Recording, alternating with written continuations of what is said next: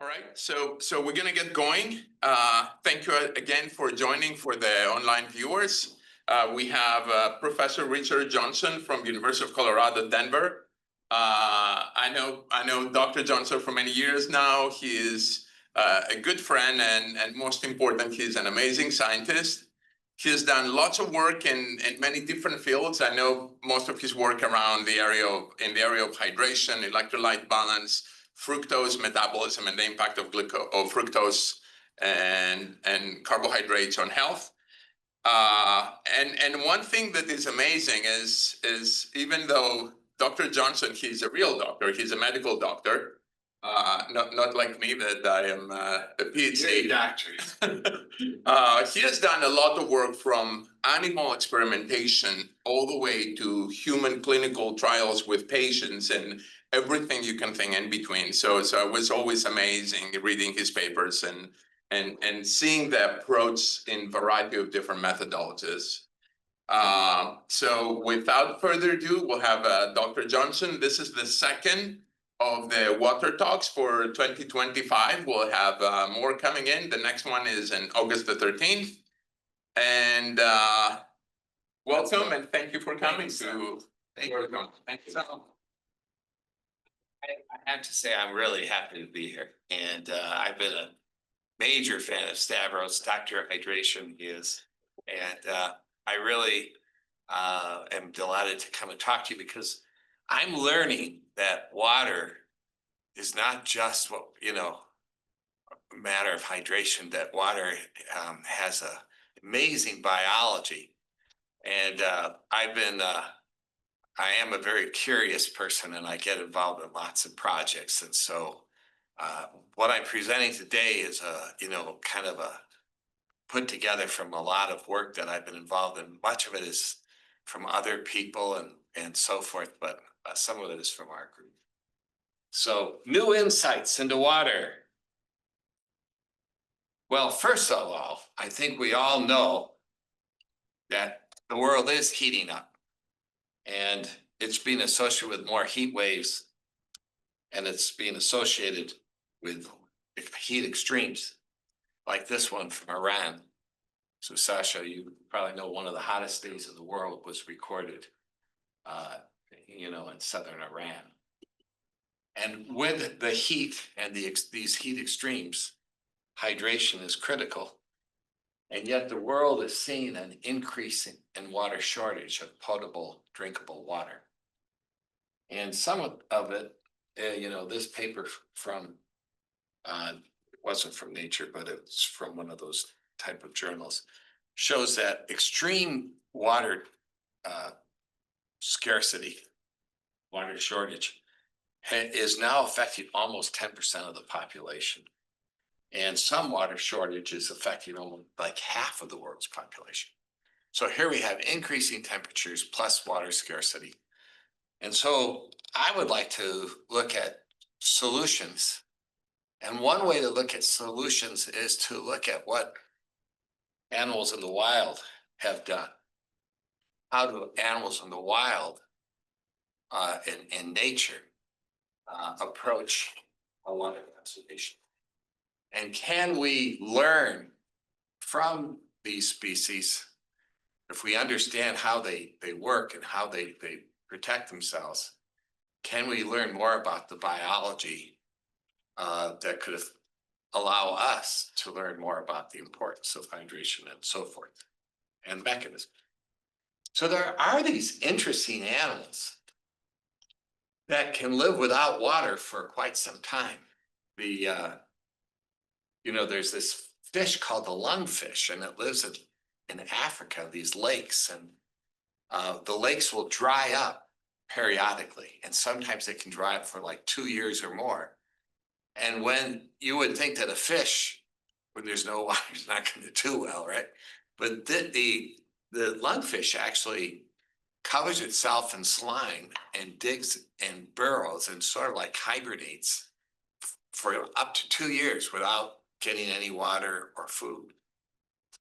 This guy on the right is a desert frog that lives in the sandy desert of Australia. And it will, go through many periods where there will be severe drought in the desert. And it's a frog that can live for 5 to 10 years without water by burrowing into the ground. They can live for 5 to 10 years without water, without drinking water. So how do these guys do it? And what's the mechanism, and what can we learn from it? But this is the question. Well, some animals store water. So the classic is the turtle and the frog, but the turtle in particular. And when Darwin went on the Beagle, that ship that when he went and figured out what evolution was all about, what it was, he ended up in the Galapagos Islands. And the Galapagos Islands are beautiful. If any of you ever get a chance to go there, absolutely go there. It's incredible, the species. But they have these giant turtles. And what's really interesting is there's no fresh water on the Galapagos. There's no springs. There's only seawater and rain. And so when it rains, that's the only actual water that they get, other than from the food they eat. And so these big turtles will, when it rains, they'll go into where the puddles are and they'll drink as much water as they can. And then they store it in their bladders. And the bladder fills up with water, and then over time, obviously some urine goes in it, and so it kind of gets more and more concentrated. Eventually, it gets too hyperosmolar, they pee it out, but they can reabsorb the water from their bladder.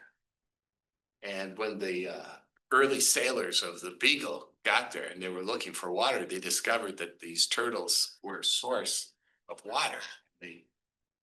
They would butcher their turtles, some of them for their fat, for their water. That's obviously not allowed.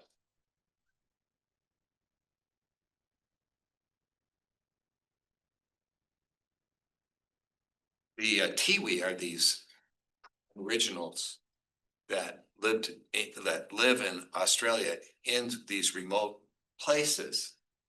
And they knew about this frog in the sandy desert. And for years, they would hunt for these frogs when there was a drought, and they would dig them up because they were in burrows. And this is a picture of them, two tiwi digging up these frogs. And then the water was not just in their bladders, but this particular frog would put water into its skin, subcutaneous.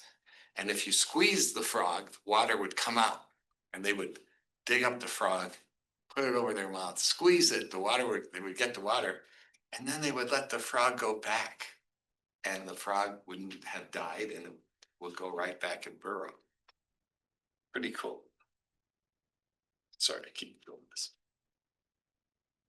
And when a naturalist and biologists look at how animals conserve water, here's what they find out. They find out that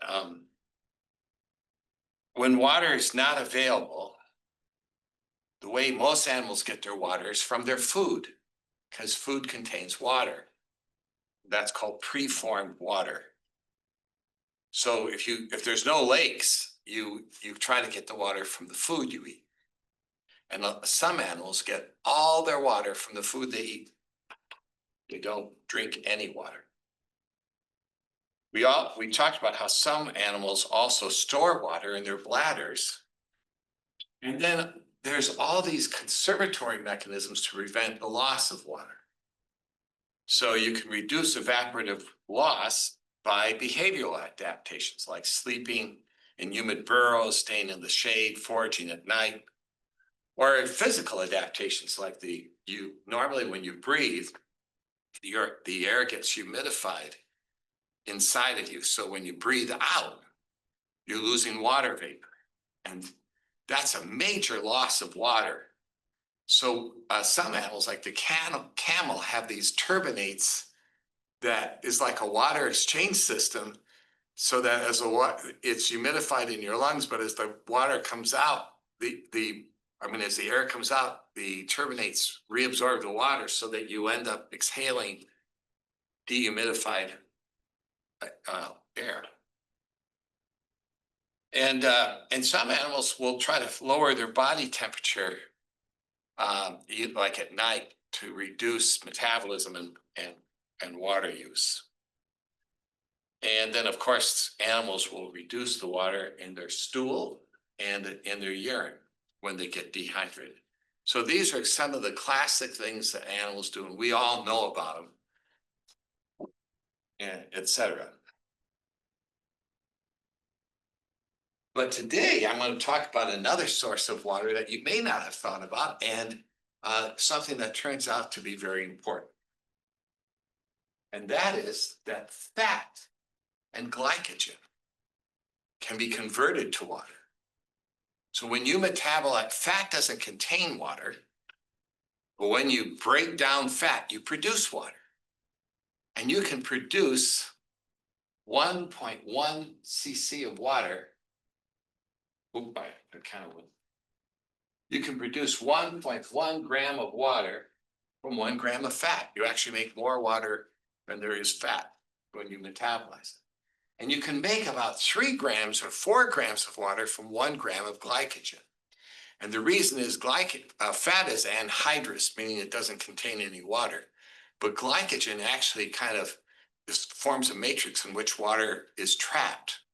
So when you burn glycogen, you produce a fair amount of water.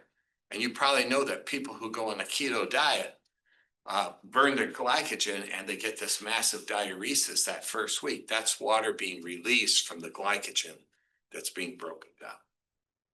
So animals, it turns out that the camel, that hump that it has on its back, when I was a kid, I thought it carried water, but the hump actually carries fat. But the fat can be converted to water, and it can be one hump, a camel's hump can generate 50 gallons of water, or 50 liters of water. So no, it's have to look at 50 gallons of water. It's quite a bit.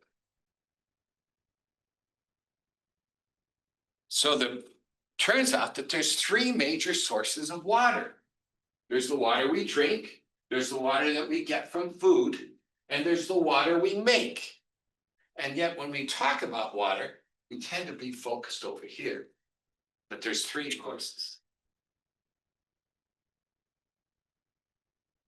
Now, the trouble with metabolic water, which was noted in the 1930s, is that the process of breaking down fat requires a fair amount of oxygen, and oxygen requires you to ventilate, and ventilation leads to more water vapor loss. So the guys originally said, there's a problem with metabolic water. It doesn't really hydrate because there's a cost of breaking down fat that causes water vapor loss. And the calculations really showed that was true. And in fact, in order to use fat as a source of water, you have to really reduce evaporative water loss, water vapor loss. But some animals have learned how to do that, like the camel and other animals. And it turns out that whales have no evaporative water loss. And sea mammals in particular use fat as their source of water. They get 2/3 of their water from the food they eat, like the cephalopods and the squid. They get water from them. And they get 1/3 of their water from their fat, because they don't drink seawater. Whales do not drink seawater. There's some sea mammals that do drink seawater. For example, like the sea otter can drink seawater and excrete the salt in its urine. And it doesn't need to have fat stores for water. And that's why the otter is thin. But if you look at whales and other animals, sea mammals, they're using the blubber not only to help keep them warm in the cold temperatures, but also because it's a major source of water for them. And desert animals also use a lot of fat for water, and but they don't with the desert animals, they can't put the fat on their body generalized because that would overheat them. So they have it ectopic, like the zebu cattle, you know, in southern Iran, and then in India has the hump on the neck. The camel has a hump on the back. The jerboa has a fat in its tail. We call it ectopic fat as a source for water because if they can't overheat.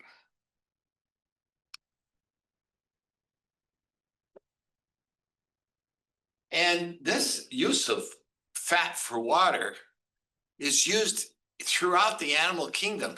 Even lemurs will hibernate in the summer during the dry season, and it's now been shown that the main reason is for the water, not for food.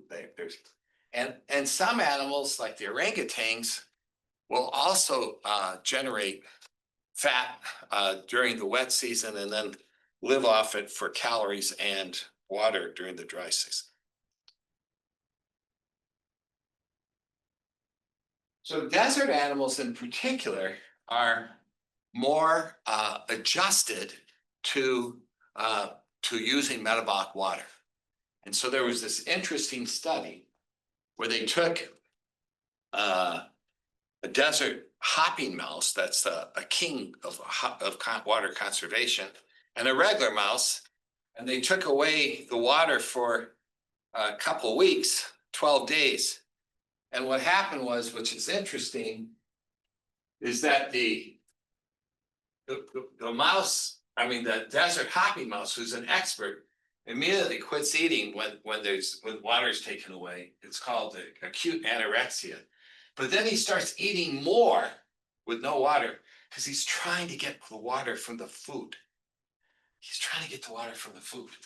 And what happens is he will initially burn glycogen because it is, the body weight goes down. He'll initially burn the glycogen to produce acute water, but he knows that chronically you can't maintain glycogen stores. So it shifts and starts using fat. There's a shift from glycogen to fat. Whereas the lab mouse, he's working on removing the glycogen, and eventually he'll get into trouble. And he does not affect his fat stores.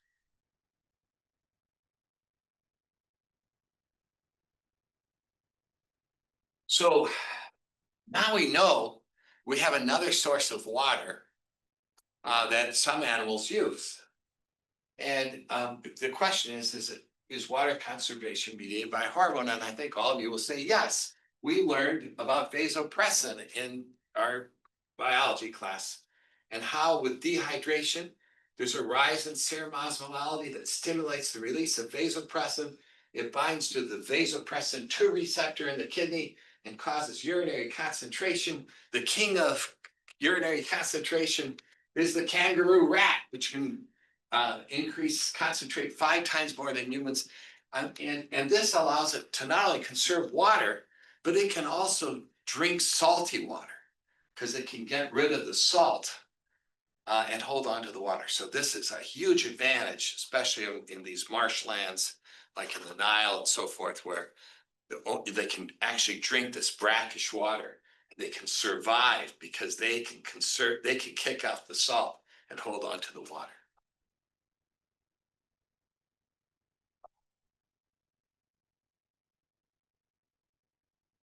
And then vasopressin turns out to be more important than just the kidney. Like in the frog, if vasopressin increases water absorption through the skin. In the lung, there's vasopressin receptors that appear to be involved in reducing water vapor loss. So vasopressin turns out to be, vasopressin also mediates the absorption of water from the bladder and the turtle and in the frog. So vasopressin is a general water preservation hormone. It is not just for the kidney, it's working at other sites.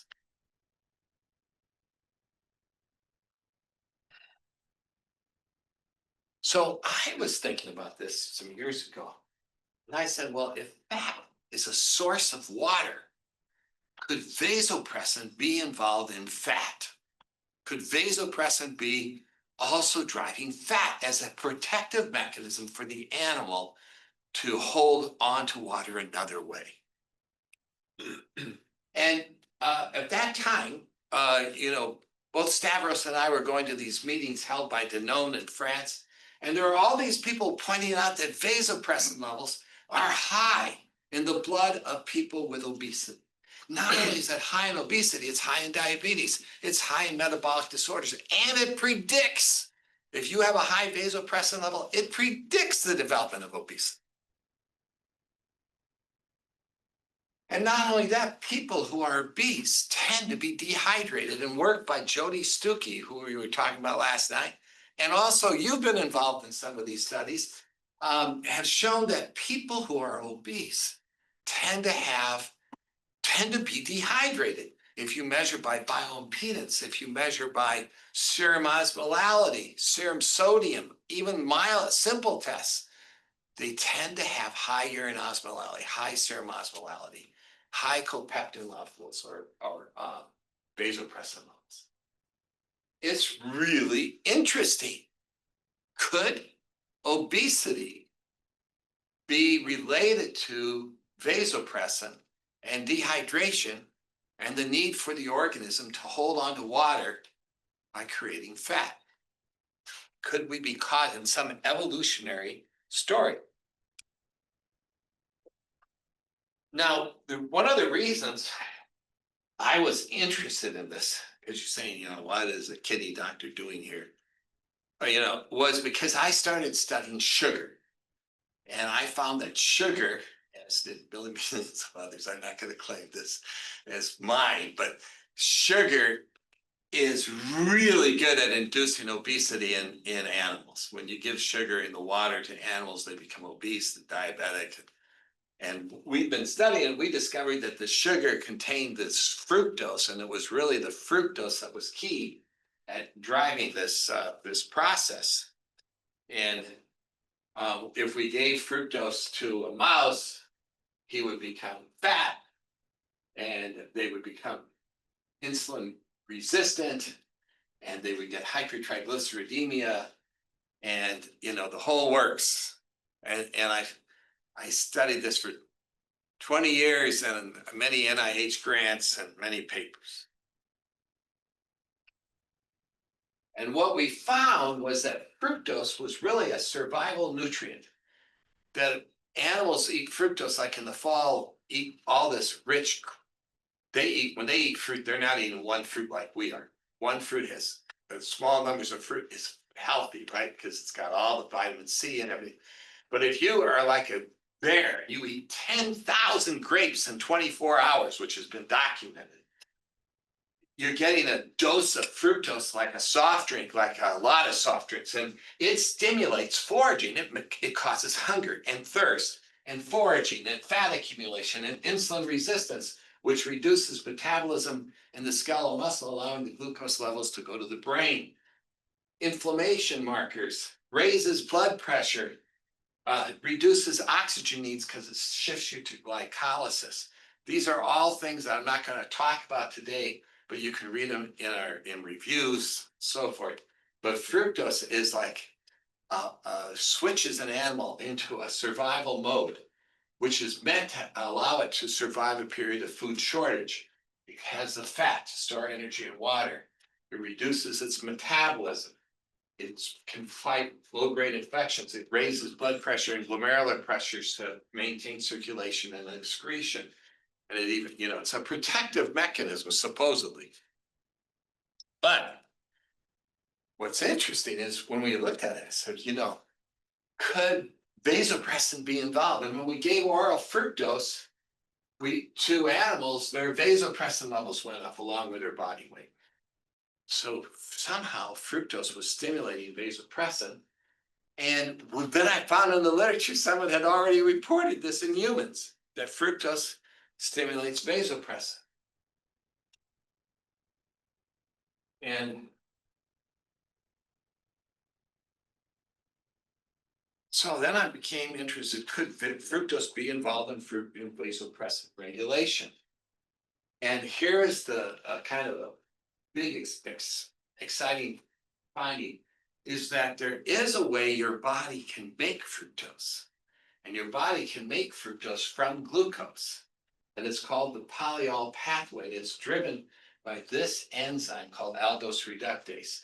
And it can be activated by stress, but one of the big ways it gets activated by is by a rise in serum osmolality, like dehydration. So when you get dehydrated, you start producing fructose.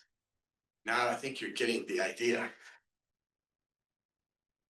So I looked in the hypothalamus where fructose or where vasopressin is made, and I found this enzyme called fructokinase, which is the key enzyme that metabolizes fructose and fructose alone.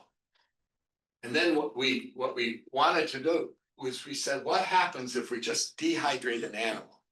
And if we dehydrated an animal, the question was, would fructose be produced in the hypothalamus, and could it be involved in vasopressin regulation?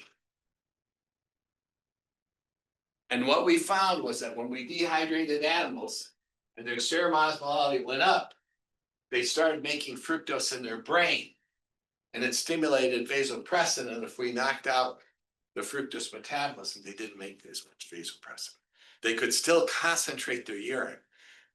So this is what we found, was that this pathway wasn't involved in normal hydration and urination. But when you get dehydrated, you start making fructose, and fructose drives vasopressin. And so we now have a link of vasopressin with fructose with dehydration. And we know that fructose drives obesity. So the question was, could vasopressin be involved in driving obesity? And so it turns out that vasopressin binds 3 different receptors. There's this V2 receptor that drives urinary concentration. There's a V1 receptor that kind of raises blood pressure, and it's really a powerful way to raise blood pressure. We use it in the ICU to raise blood pressure in people who have sepsis. But there's another receptor called the V1B receptor. No one knew what it did. Honestly, no one knew what it did in humans. And so it was like this orphan receptor, but we knew it stimulates ACTH, cortisol. We know it stimulates aldosterone. We know it stimulates glucagon, but no one had found a function for it. Well, guess what? When you knocked out vasopressin 1B, animals did not get fat. They didn't get fat. They didn't get insulin resistant. Their triglycerides didn't go up. They didn't get fatty liver. They were totally protected. And they didn't make vasopressin. So then we said, oh my gosh, vasopressin is involved in obesity, because it's through the V1B receptor. Vasopressin, which goes up when we're dehydrated, can drive obesity in the mouse. Mason, that's good stuff you got there. Okay, and so we decided to give high fructose corn syrup. This is 11%. This is soft drinks. And we gave it compared to regular water to animals, and ad libitum, and they start gaining weight, body fat goes up, insulin resistance go up, and then we start hydrating them by using hydrogels. So we're doing it by giving them food with water put into it, because we didn't want to screw around with the concentrations of sugar and water and all that. And you start giving hydrogels, you start improving metabolic syndrome. So all these people who run around with their water bottles and we used to say, well, the kidney does that. You don't need to drink so much water. Well, drinking a lot of water is probably protective of obesity. There's some studies that support that. The key test studies have not been done. Maybe you guys could do it. But this is mouse. This proves it in the mouse. Okay, but mice are different. But anyway, this story is very real. This was a study where they gave water to people, This was by Sophia and Harning in Norway. They gave just an acute change in vasopressin with 1 liter of water. Vasopressin is also measured as copeptin. Vasopressin levels fall with hydration. And here's glucagon. You know, this is what Ozempic works on. Give water, boom. And guess what? Ozempic lowers vasopressin levels. It's published. Probably is how it works. It's probably how it works. Ozempic is a way to try to turn off vasopressin. We could probably do the same with water. Well, maybe not as well, but we could do it. Okay, so when you think about water and serum osmolality as being important in obesity and what we've learned, we got to remember that a lot of animals seek salt licks, and it turns out sodium that they want. And when they do that, they raise their sodium. They're inducing a sort of false dehydration because they're not losing water, they're gaining salt. And the question is, could salt be involved in this? And people who are obese tend to eat a lot of salt. And lo and behold, salt intake turns out to predict obesity in people.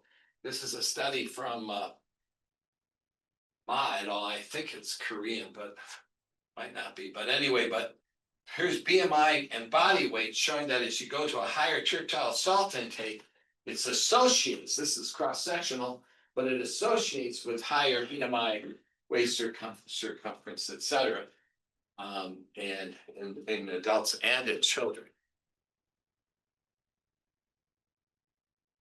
And this is a study we did, studying in Japan, people who are eating a higher amount of salt, independently of calories, are getting more fat, or more diabetic in this one. They also get more fatty liver in a longitudinal study, which is maybe a little strong. So we gave salt to animals in their water, and we had to add a tiny bit of sucralose to encourage them to drink, but the controls got the same amount of sucralose. And in separate studies, we see no obesity with sucralose. But what's interesting is when you give salt, the animals start eating more right away, probably to get that water because they're feeling they don't have enough water. But initially they eat more, but they burn the food, they burn more calories, so they stay in balance. But over time, they become leptin resistant, and then they eat more than the energy they expend. And what happens is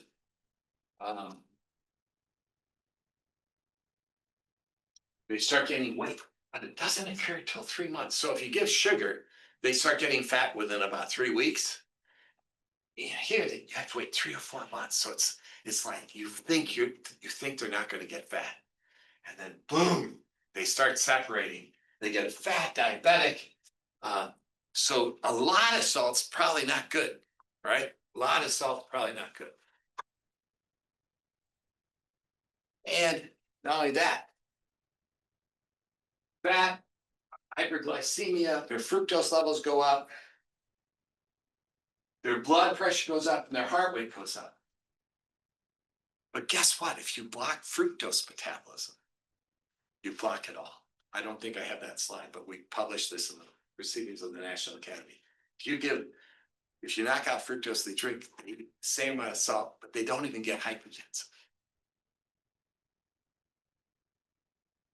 And actually, this is where we gave salt to Western diet. Again, mice, but they get fatter the more salt.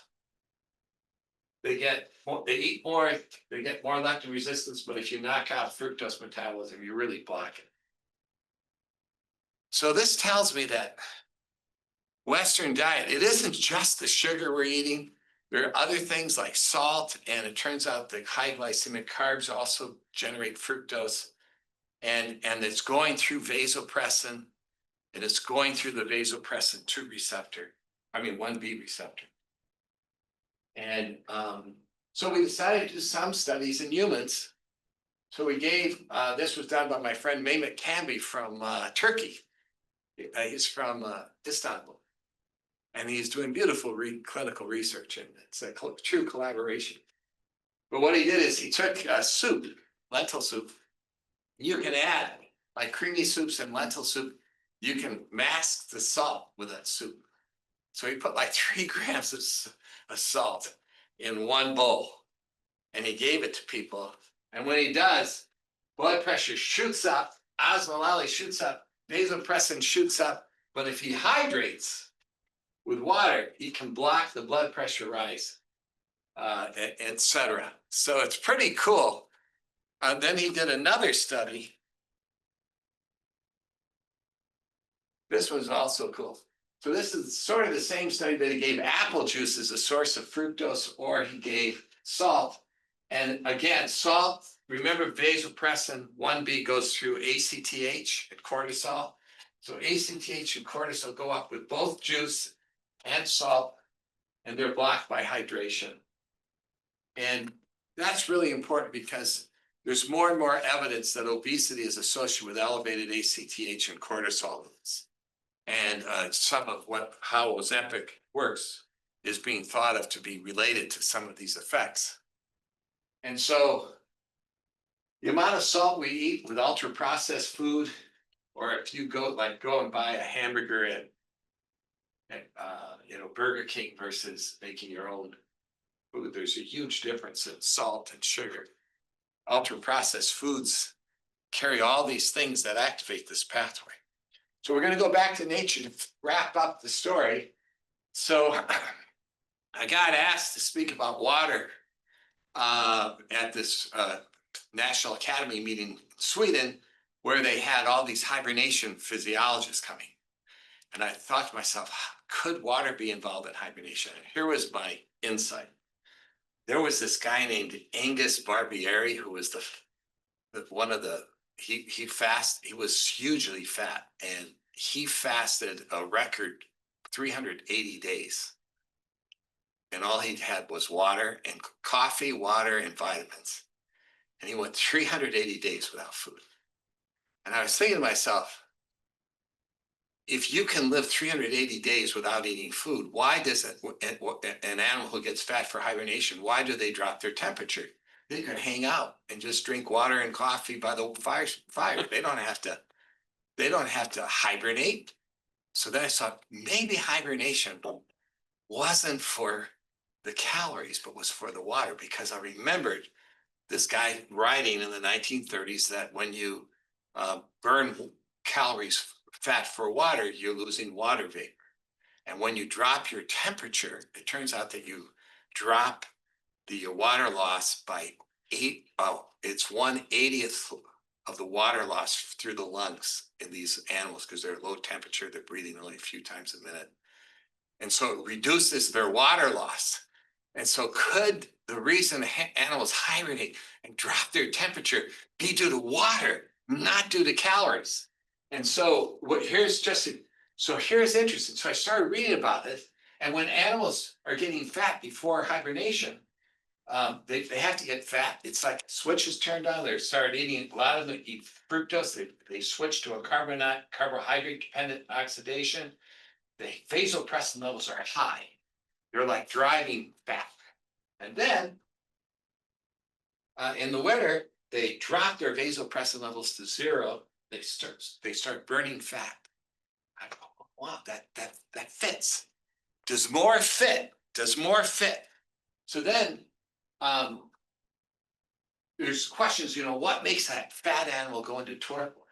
And one of the theories is that they run out of food, and so then they just kind of hibernate then. But there are good examples where they'll hibernate when food is still there. But water restriction turns out to be also a theory in the literature.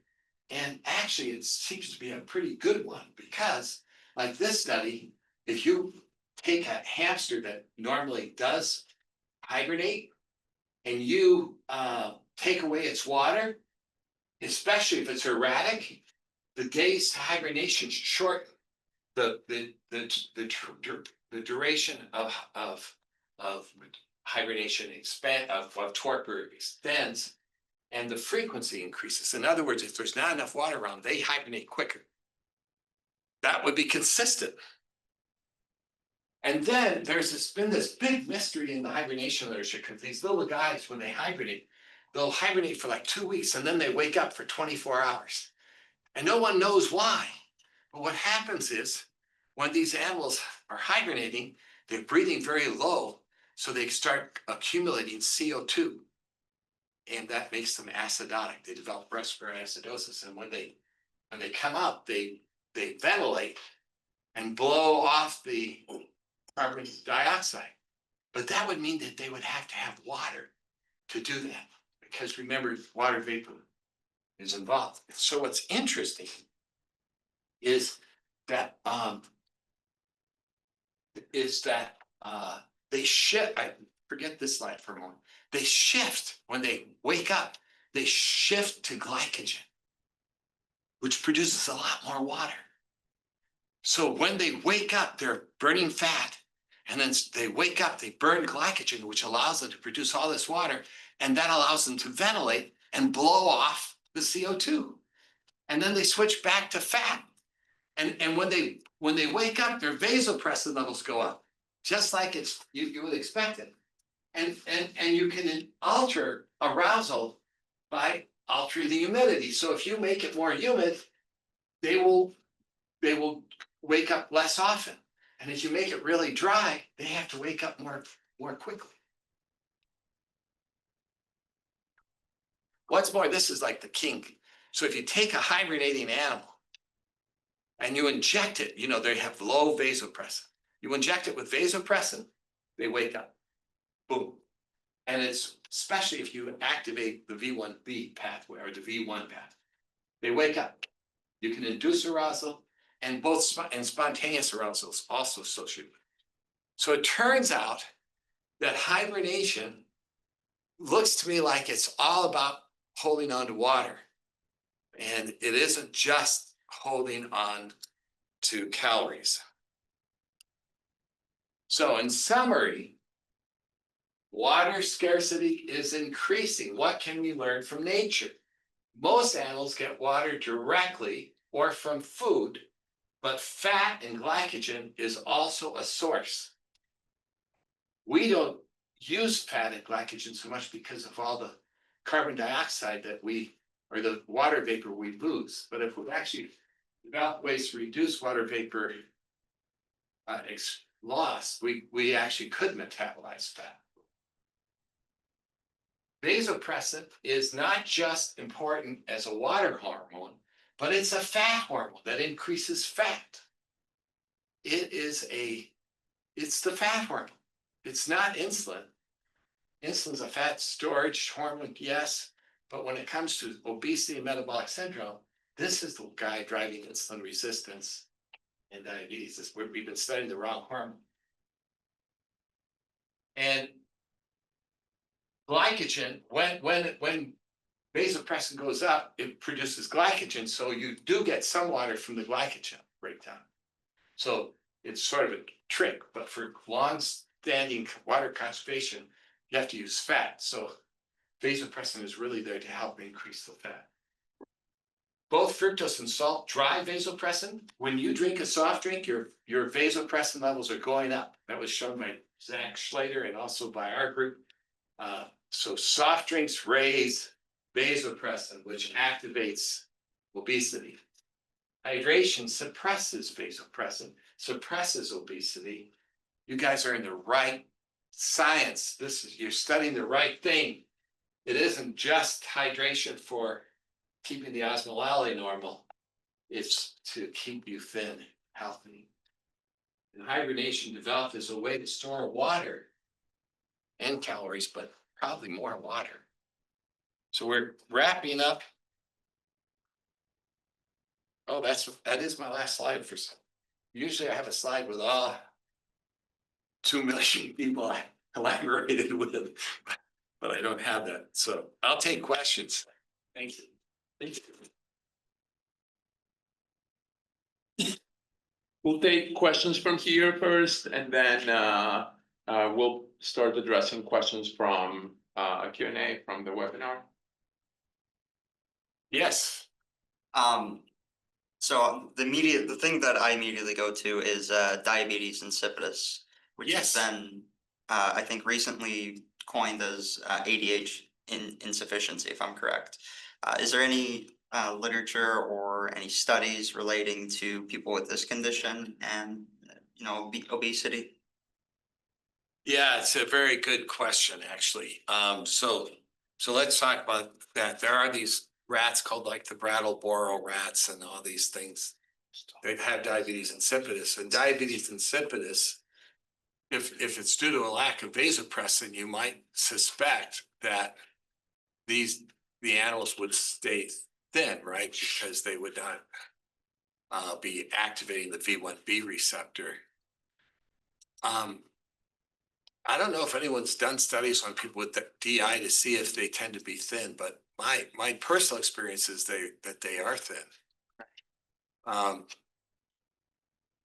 There's also nephrogenic DI, where there's a defect in urinary at the kidney. Some of those people have high vasopressin levels. They might be more susceptible to obesity, but I don't know of any studies of that. That would be, if you are working with people who are studying DI, that would be, it'd be a kind of a fun study to do. Turns out that not everyone with nephrogenic DI have elevated vasopressin, but most do, I think. And then the question will be, so there is this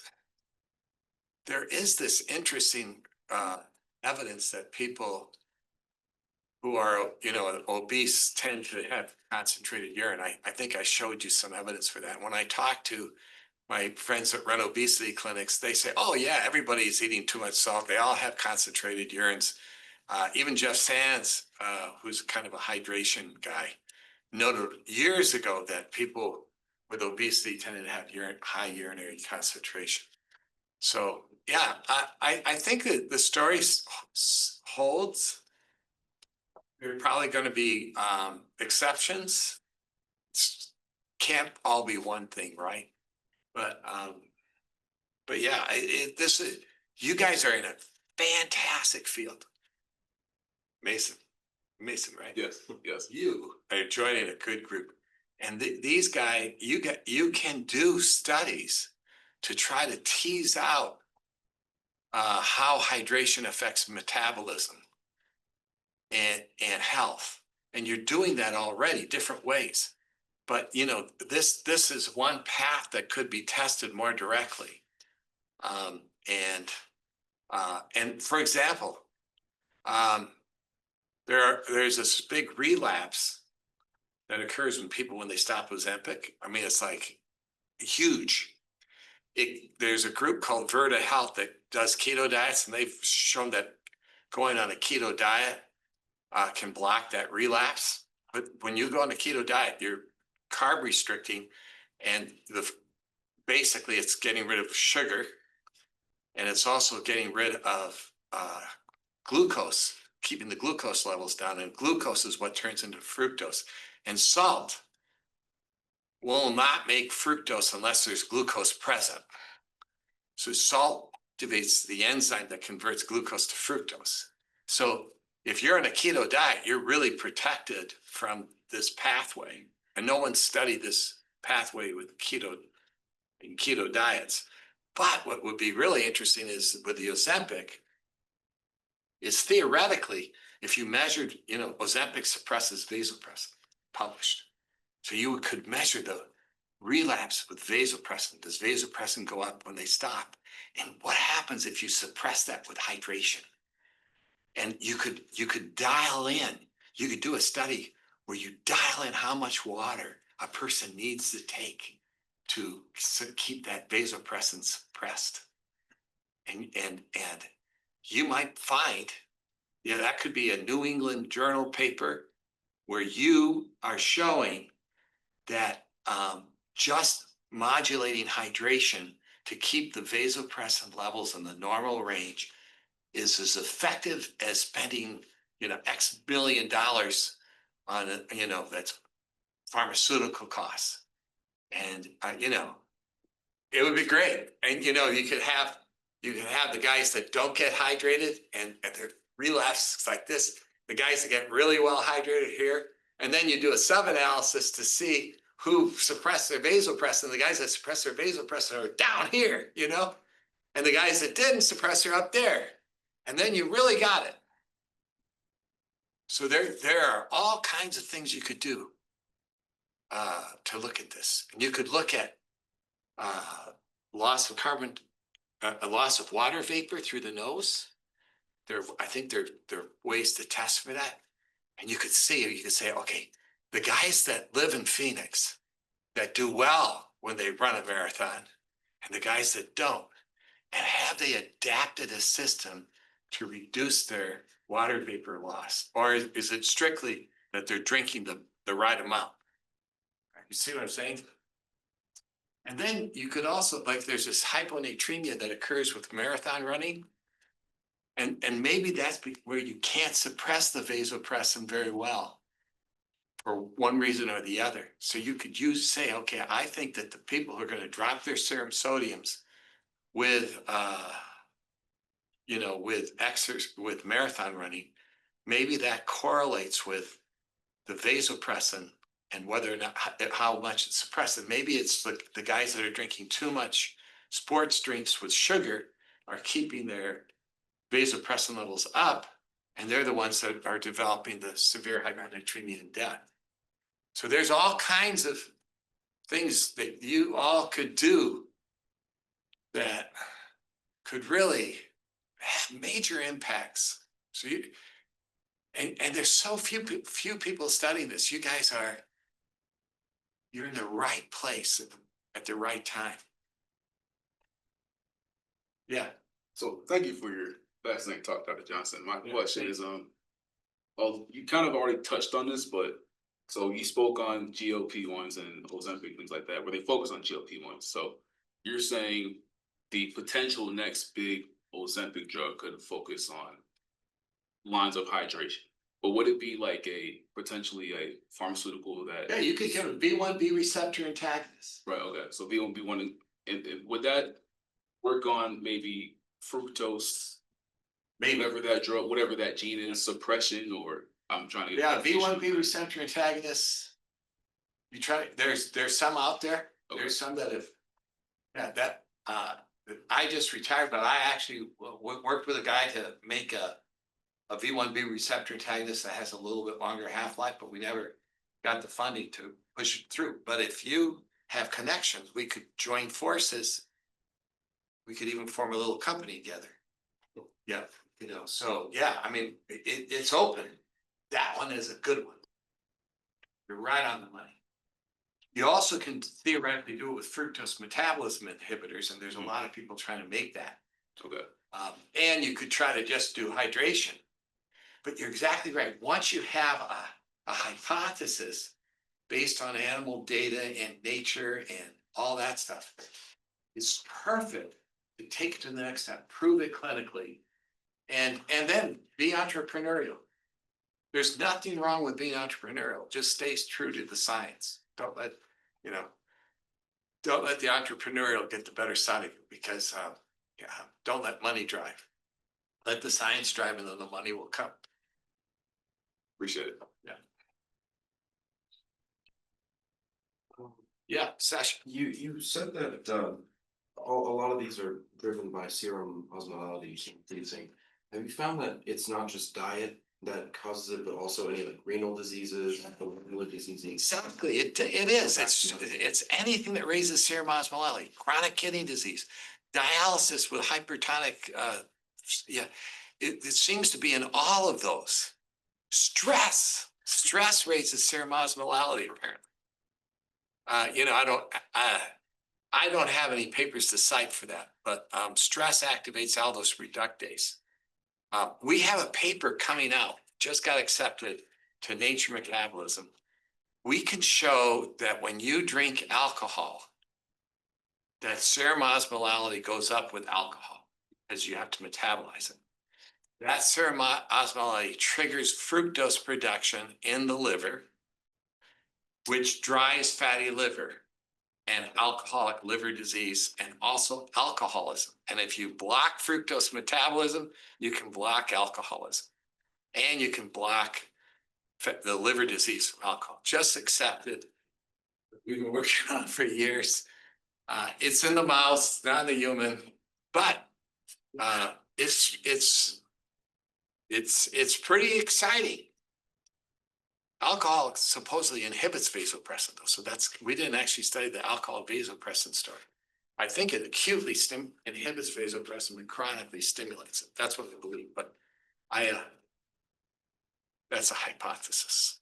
Have there been any negative consequences with inhibiting fructose metabolism? No. There's not.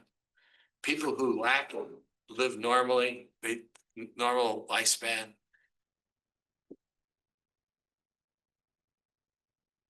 Yes, we have more questions in the chat.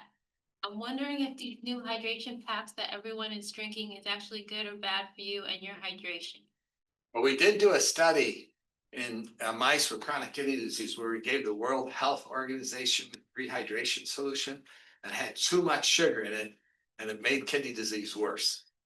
So if you're a mouse that's this is chronic dehydration.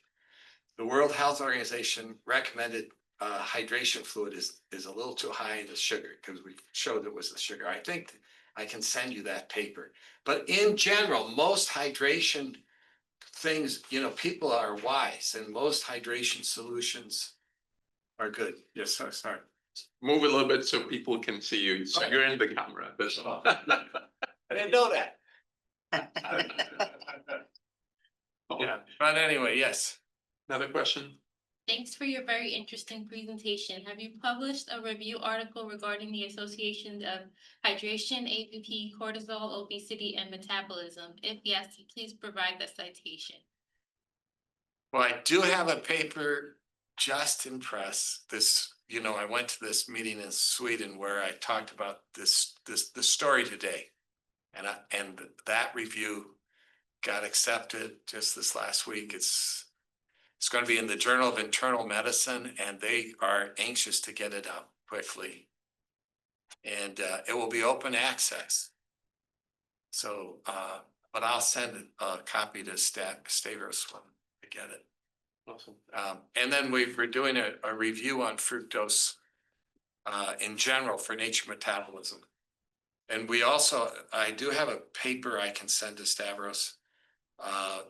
It really is a big overview of fructose metabolism that hits this, but the water specific one is coming. What is the impact of fruit consumption on vasopressin levels? I don't know. Probably not much because there's a guy named Josh Rabinowitz at Princeton, and he showed that when you eat sugar, the first 4 or 5 grams or so is detoxified in the intestine.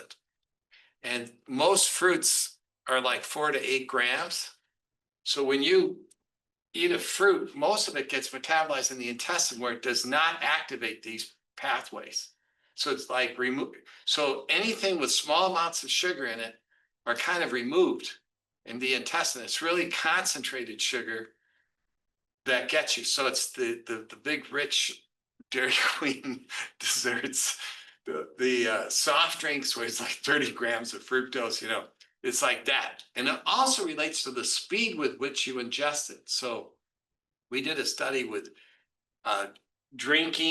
sipping a Coke versus drinking a Coke or guzzling a Coke.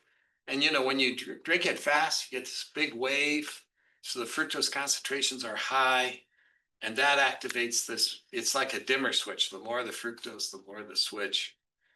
And so, so if you drink a soft drink on an empty stomach out on a tennis court after being hot and you just guzzle it down, you are blasting the fructose. Whereas if you're sipping, or eating a tiny bit of sugar during dinner, and you've got all the fiber and all these other things slowing the absorption. So there's a lot of factors, but yeah, I don't think fruit. If you eat like a lot of fruit, if you eat a bowl of grapes or bananas can really raise glucose levels. And my experience, but so there's some fruits that are worse than others. The ones that are the worst are apples, plums, pears. The ones that are best are things like kiwi, lime, lemon, and the berries like strawberries, blueberries, blackberries. So if you want to eat, if you love fruit, fruit is a great way to go. We did a study with fructose restriction with or without fruit supplements. The people who got fruit supplements did better. They lost more weight. And it's because they were able to maintain their diet better. So if they needed something sweet, they could eat it. Let's take one more question. If we could add something to water to keep the elderly hydrated, also what measurement would you suggest to measure real human hydration, non-invasive? God, I would call Stavros. Stavros, help me here. You're the you're the world expert on this. I don't know, how do you measure hydration non-invasively? Can you? Probably the thing that we have seen to work best is a combination of number of voids, how often you urinate. Yeah, and maybe the how color by of your, count how often you pee. So we have seen 7 times, if you urinate at least 7 times per day for an adult, which is every 2 to 3 hours, and if your urine is relatively light color, straw color, or clear, that indicates that you're very well hydrated. So I like that. we have published that work actually. Yeah, the color of the urine was also the Armstrong, Larry's, yeah. Larry Armstrong's. Yeah. Yeah, that's a good one. That was his question? No, that wasn't his question, but he's in here. What- Okay. Oh, is he listening? Yes. Hey, Larry, my hero, after Stavros. Before. Thank you, thank you, really appreciate for the wise information that you shared with us, and it was great to see you here, thank you. Absolutely. Okay.